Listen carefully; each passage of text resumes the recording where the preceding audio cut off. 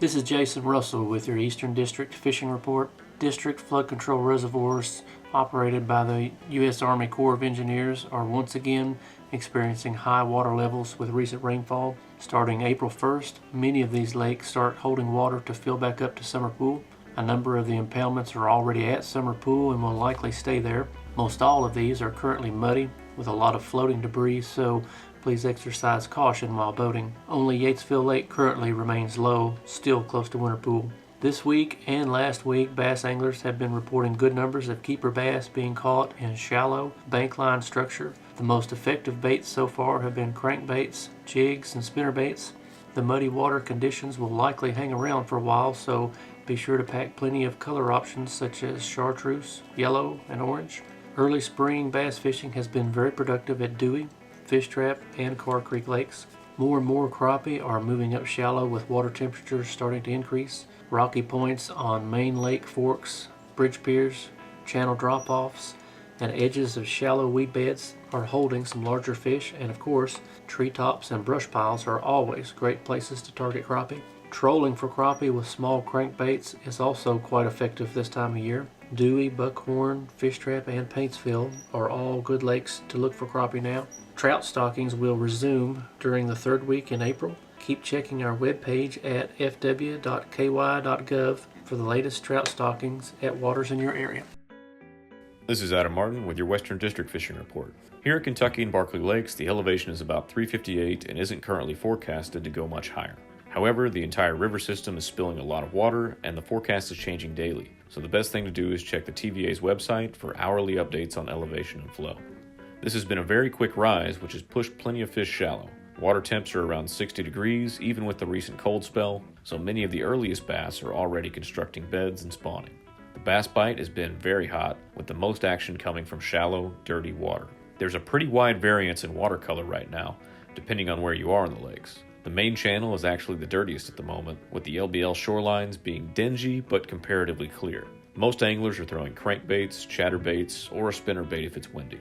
Lipless or flat-sided crankbaits seem to be the best at the moment, but if you found some clear water, you could try some soft plastics. The crappie fishing has also been very good, with several anglers reporting a shallow water bite.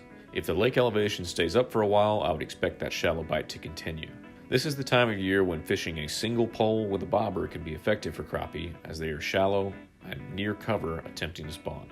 However, it's still pretty early in the year, and there are still a lot of anglers fishing in 10 to 15 foot, with spider rigs or single poling with live imaging sonar.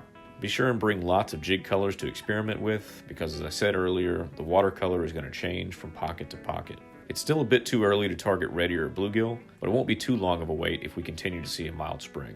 With the water coming up so quickly, there's a lot of debris and floating logs in the water right now. The winds have pushed a lot of it to the shore already, but it's still more important than ever to wear your life jackets and kill switches. Good luck. This is Jeff Crosby with the Central District Fishing Report. Water temperatures across the area are running in the mid-50s. It's that time of year when the white bass are running up the Salt River and Dix River in the upper reaches of Taylorsville and Harrington Lakes. These white bass are being caught on live minnows, small crankbaits, jerk baits, inline spinners like a Meb spinner, or crappie jigs fished under a float. Additionally, a few saugeye are being caught in the upper reaches of Taylorsville. Try your luck fishing with crankbaits or jerk baits or crappie jigs to catch a few saugeye in this area. We're starting to get reports of crappie being caught at area lakes such as Taylorsville Lake.